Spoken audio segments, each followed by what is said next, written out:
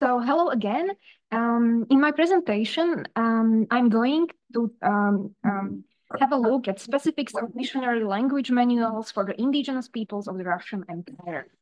As we are talking about the Russian Empire, we should keep in mind that the territory of Russia then was even bigger than nowadays, included such areas as Alaska, for example, or Central Asia with some special language group. Nowadays, there are in Russia like 160 languages belonging to different language families. Of course, it depends of the division of languages.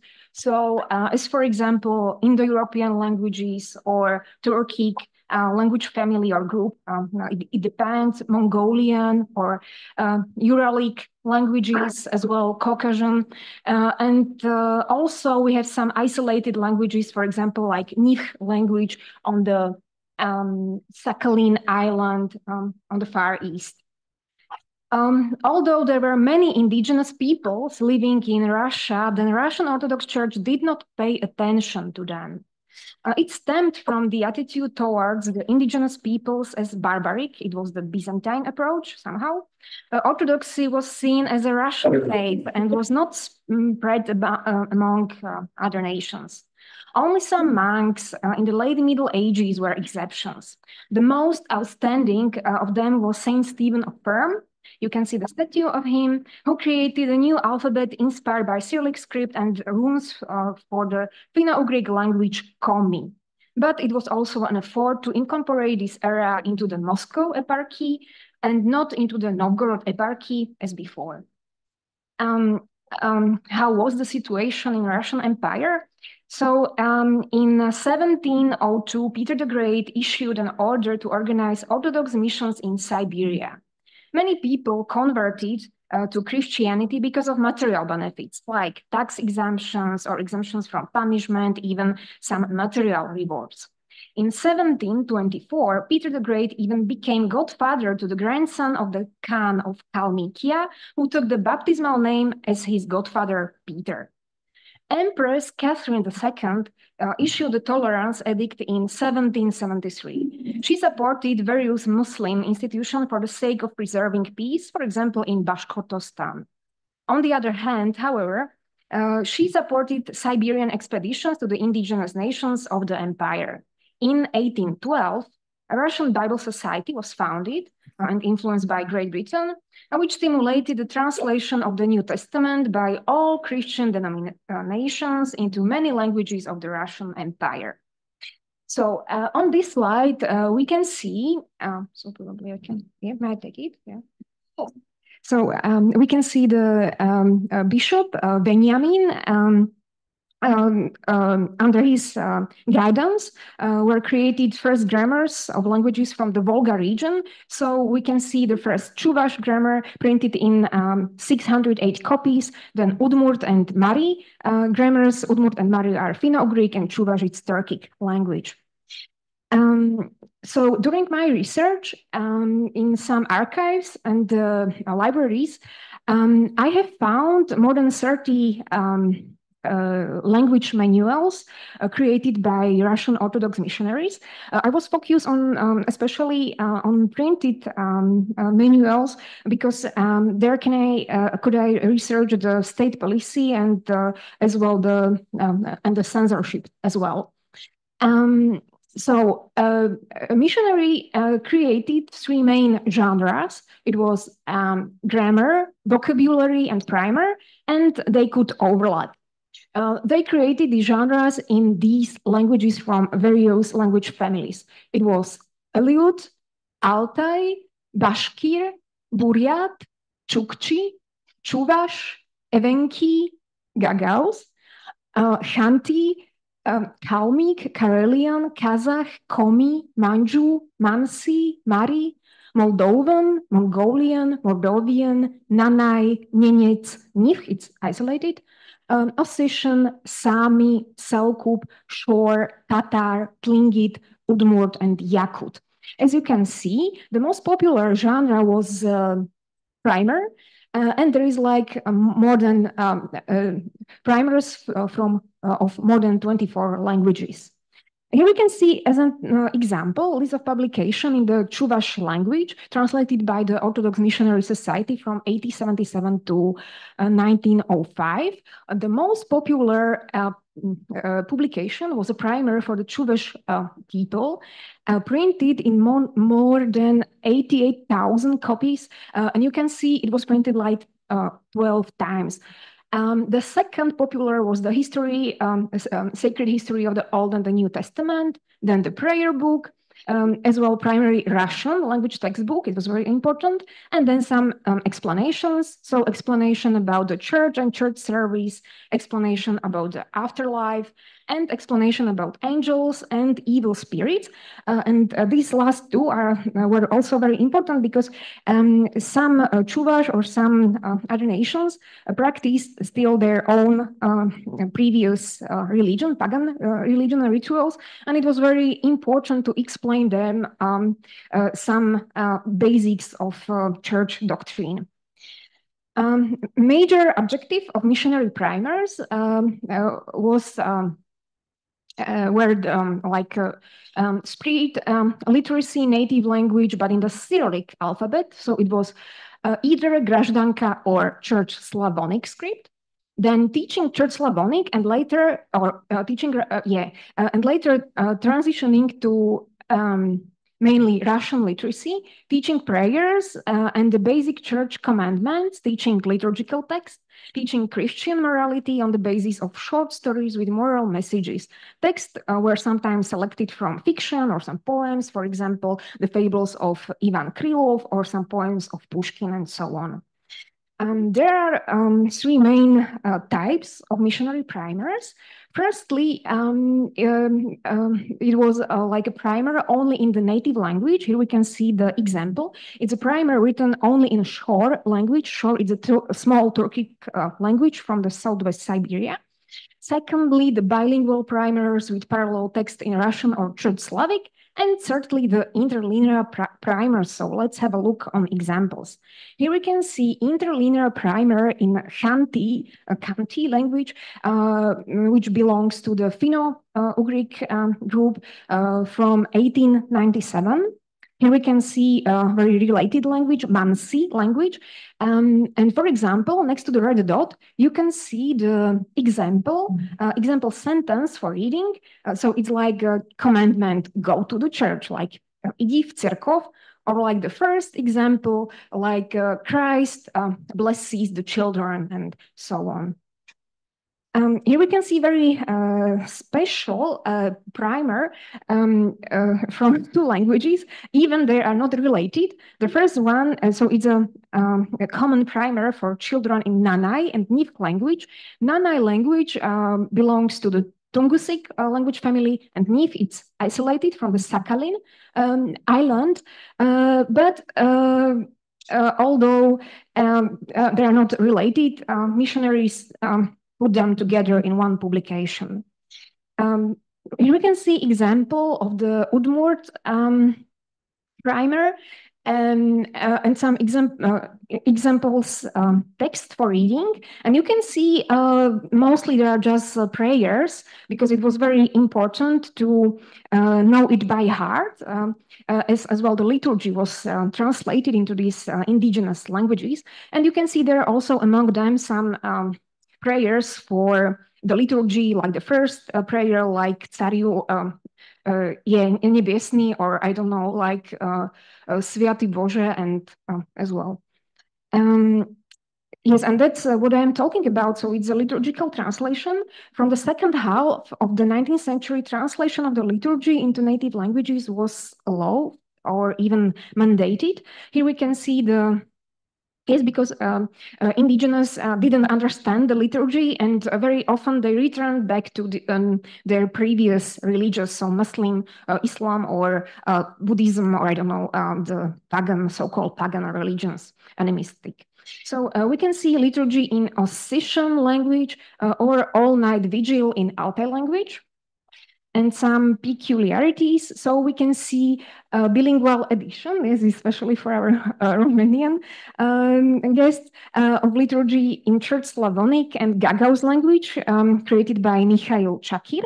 and very special, even Orthodox liturgy in Hebrew language from 1846. Another example, this is altar gospel in Abkhazian, dedicated to the Emperor Nicholas II, printed in Tbilisi in 1912.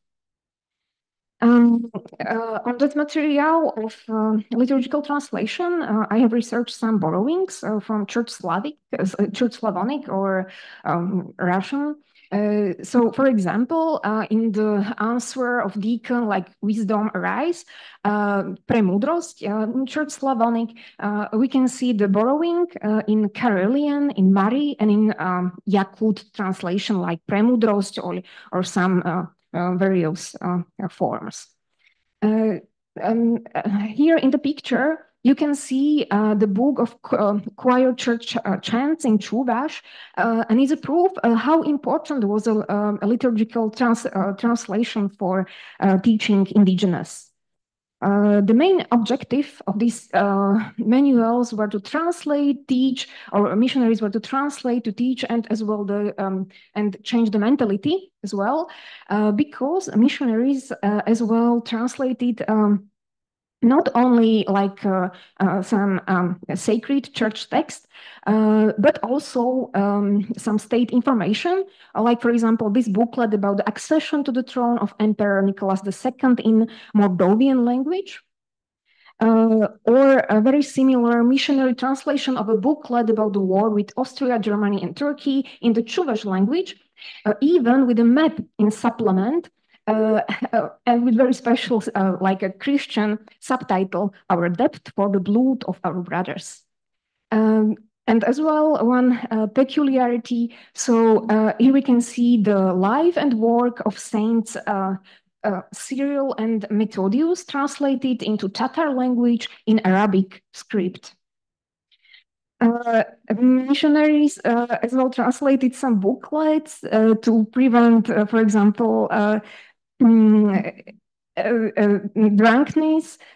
We can see the booklet in Tatar language with the title in Russian, like what drunkenness can lead to, or a very interesting example, the same booklet of same content, but named after the verse from Ecclesiastes. It is better to go to a house of mourning than to go to a house of feasting. Лучше иди в дом плача, чем в дом веселья. And some examples of catechism in a Chuvash language, but in with the basics of Church Slavonic literacy. And it was a big dilemma, the use of the writing system. It was like 4 possibilities of approach to the indigenous literacy. So firstly, indigenous script used the indigenous script of nations who already had their own writing systems. For example, like Tatar books in Arabic script, Mongolian, Buryat, and Kalmyk books in Mongolian script. This was used, for example, by Protestant missionaries in Russia or by some scientists. As an example, we can see the New Testament translated from Greek into Kalmyk in Mongolian script by scientist Andrei Pozniev. Secondly, to use the Church Slavonic script, which expresses the sacred nature of the text, like Saint Innocent of Alaska did. Thirdly, use the Russian civil script Grazdanka as the script of the state language with the complementary characters according to the phonetic system of the language, as Nikolai Ilminsky did, or did the same but without this complementary character, as mandate, for example, military general Konstantin von Kaufmann. So let's have a look at Saint Innocent of Alaska, very famous person of Russian Orthodox Church, Metropolitan of Moscow, Orthodox Bishop and Archbishop of Russian America, and as well a very wise man and very dedicated pastor, which established several schools on the Aleutian Island, so there was almost zero illiteracy. Saint Innocent was author of this first Aleut alphabet, using especially just like a sacred old church Slavonic script. And here we can see as well the primer in Aleut language with 2 columns, and you can see it's very strange. So the Aleut text, it's in old Church Slavic script, and the Russian or even Church Slavic text, it's transcribed in like a Gражданка script. Here we can see the example of the same tradition, the primer in a Tungus script, like or Evanki script is same, or same situation of primer or catechesis in Yakut language, because as well Saint Innocent of Alaska as well worked in this territory of Yakutia. But another system application of alphabet in indigenous languages was defended by Nikolai Ivanovich Ilminsky, a famous pedagogue, Orientalism missionary. His position was to promote the Russian alphabet as a universal writing system in Russian Empire, with the aim of the elimination of Muslim and other writing systems, or allow the addition of diacritical marks of new letters to indigenous alphabet. The question of a new alphabet for Turkic languages arose, especially after the annexation of the Central Asian territories, and it led to a dispute with the Turkestan Governor General Konstantin Petrovich von Kaufmann. Maybe because we have also some guests from Lithuania, so you know this very tragical somehow person, because this Konstantin Petrovich von Kaufmann early served as a Governor General of Western District and introduced the Russian Gражданка script for the Lithuanian language, and he claimed that no one complained about it. So when he was appointed to the Governor General of the province of Turkestan in 1867, he wanted to introduce the same way the Russian Gражданка without complementary characters also for Turkic languages in Central Asia. You can see the approach of Ilminsky, his alphabet of Tatar language. So he tried to introduce as little as possible complementary marks or symbols to Tatar alphabet. So he introduced just like 3 symbols for vowels and 1 new symbol for nasal sound, G. Just in the end, I will show you some examples who also created the primers for indigenous children or even adults.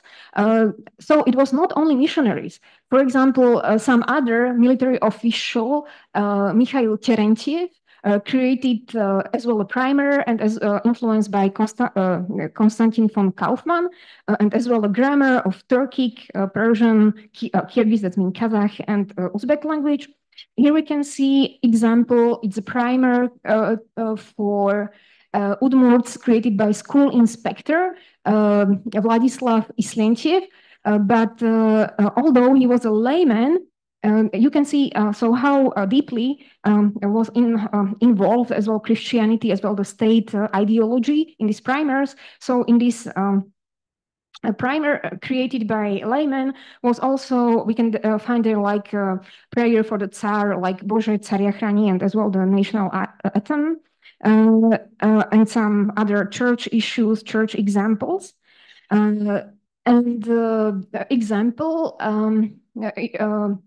Another example, so it's like it's primer created by teacher Georgi Kodrian, I think so, for Moldovan children. The same situation, he was a layman, a teacher, but anyway, he used some examples of life of emperor, or you can see the list of examples, text for reading. And among them, yes, there are like some stories about animals or for children, but among them we can anyway see some Christian stories or parables. For example, number 9, you can see the parable of the sower, or number 14, among them is a miraculous feeding of the people with the 5 loaves of bread, or just like example, how the children teach how to write, so some sentences about Jesus Christ and so on. And in the end, there is some connection or some influence of the missionary approach as well to the communist. And you can see, so just the emperor was replaced by Vladimir Ilyich Lenin, or some prayers for Tsar, for emperor. Instead of them, we can read some poems in honor of Lenin, or in honor of labor. So it was quite similar. So that's all, and thank you for your attention.